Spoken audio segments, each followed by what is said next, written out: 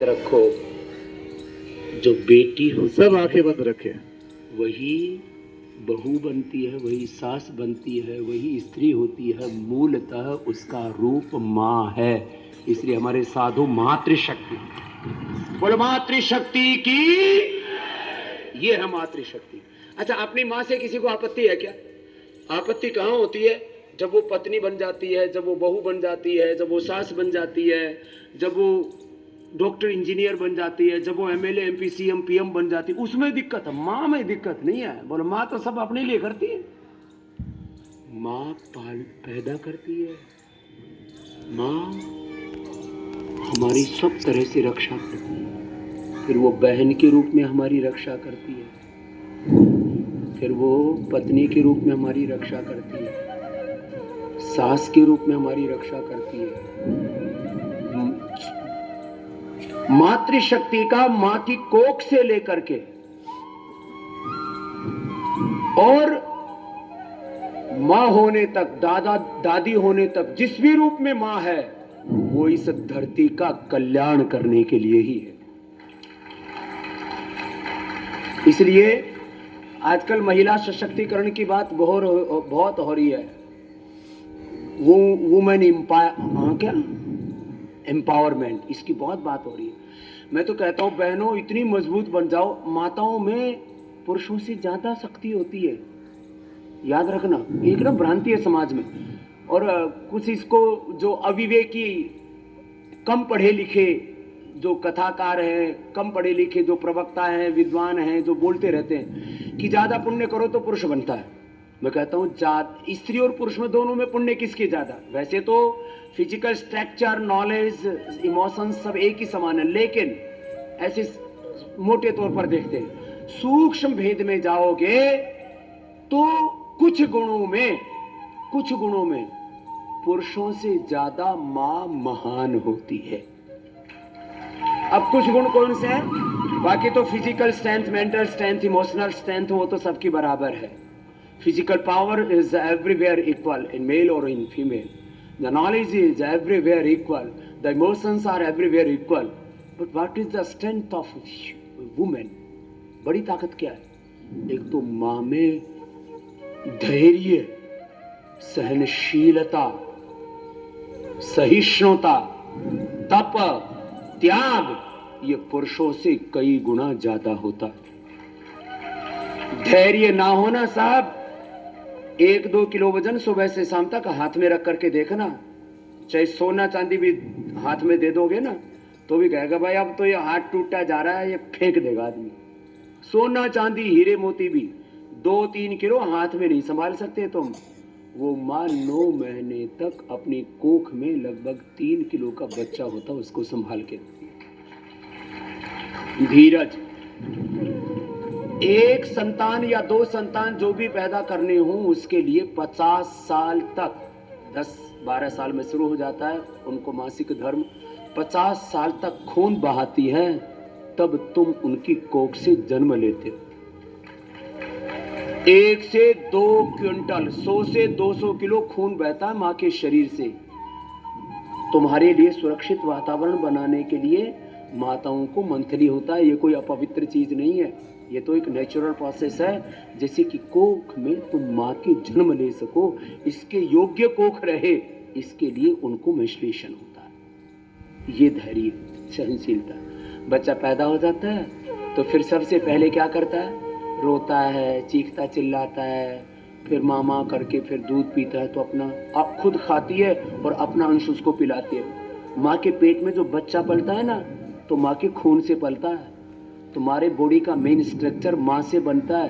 बीज पुरुष का जरूर होता है, ऐसा नहीं कहता, ये तो प्राकृतिक सत्य है, नेचुरल ट्रुथ है, ये तो इसको तो नकारता नहीं मैं।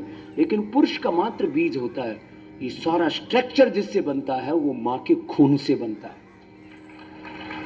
माँ कम से कम, मैंने कहा ना, लगभग 1 से 2 क्विंटल रक्त बहाती है, तब जाके तुम पैदा होते हो।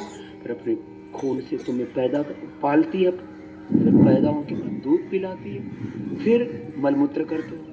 5 साल तक तो बच्चे का मलमूत्र ही माता साफ करती रहती है। इसलिए माँ बाप के आखिरी 5 साल तक तुम्हें माता पिता का भी मलमूत्र साफ करना पड़े, किसी वजह से उनको कोई बीमारी हो जाए, भगवान ना करे किसी को हो, तब अपना बचपन याद करके माता पिता की ऐसी सेवा किया करो जैसे माता पिता बचपन में तुम्हें पालते थे। इसमें माँ की भूमिका बड़ी है, इसलिए मैं थोड़ा माताओं के पक्ष में ज्यादा बोलता हूं। वैसे मेरे पिता ने मुझे कभी उलाना नहीं दिया, मैं पिता की कभी बड़ाई नहीं करता, क्योंकि पुरुषों की बड़ाई करने में तो सारा जग लगा ही हुआ है, पुरुष प्रधान समाज है, कौन से वेद शास्त्र में लिखा है? भगवान का भी पहला स्वरूप मां है। हम प्रार्थना भी करते हैं तो क्या बोलते हैं? त्वमेव माता च पिता त्वमेव। मां से ही सृजन होता है। फिर अगली बात, मां में त्याग। तुम्हारी शादी करके कोई लड़की तुम्हें ब्याह करके और अपने पियर में ही रख ले तो ब्याह करोगे लड़कों? छोड़ो, बता। अपना घर छोड़ के तुम पत्नी के घर में जाके नहीं रहते। वैसे तुम यहाँ पैदा हो जाते हैं ना, नॉर्थ ईस्ट में, इधर मेघालय में कुछ स्टेट है, वहां लड़कियां लड़कों को ब्याह के लाके अपने घर में रखती हैं। तुम्हें पता नहीं है परंपरा, लेकिन 99% पूरी दुनिया में बेटियां अपने माता पिता भाई बंधु अपना परिवार छोड़ के दूसरे के घर को बसाती हैं। ये बहुत बड़ा त्याग है, संन्यास ऐसा ही त्याग है। इसको गौरव दो तो समझ में आए। मां त्याग में, ये मातृशक्ति त्याग में तुमसे बड़ी है। खुद भूखे रह करके खिलाती है हमको, अनपढ़ रहे चाहे पढ़ाती है हमको। मेरी माँ ने मेरे लिए ऐसा किया, इसलिए मुझे ये प्रैक्टिकल मैं बातें बोल रहा हूं। मेरी माँ निरक्षर है, अपना नाम नहीं लिखना जानती, उसका नाम गुलाब देवी है, लेकिन मैं गुलाब का फूल खिल गया। मेरी मां एकदम निरक्षर, और कभी उसने कोशिश भी नहीं की। पूरे भारत में सर्व शिक्षा अभियान चल भी गया और खत्म भी हो गया, मेरी मां को हस्ताक्षर करना भी नहीं सिखाया इन निकम्मों ने। ये सब पैसे लूटने के सौदे थे जितने भी चले। ये योग का अभियान मैंने पूरे देश को कपालभाति, अनुलोम विलोम, वज्रासन, मुंडूकासन, शीर्षासन सब सिखा दिया पूरे हिंदुस्तान को। यदि गवर्नमेंट के पैसे से सिखाया जाता तो कम से कम 1 लाख करोड़ का घोटाला होता इसमें। समझ में आई बात?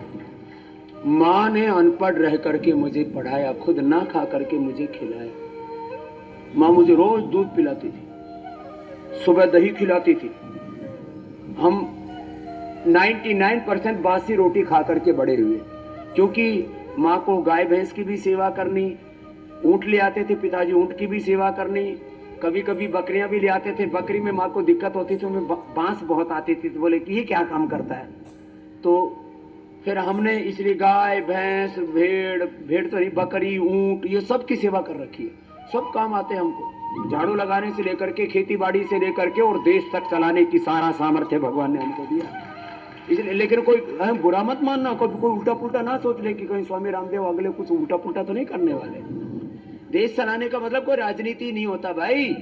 शिक्षा, स्वास्थ्य, खेती, सामाजिक आध्यात्मिक रूप से देश को आगे बढ़ाना, ये तो देश का मूल स्वभाव है। राजनीति तो 10% भी नहीं है देश के पूरे स्ट्रक्चर में।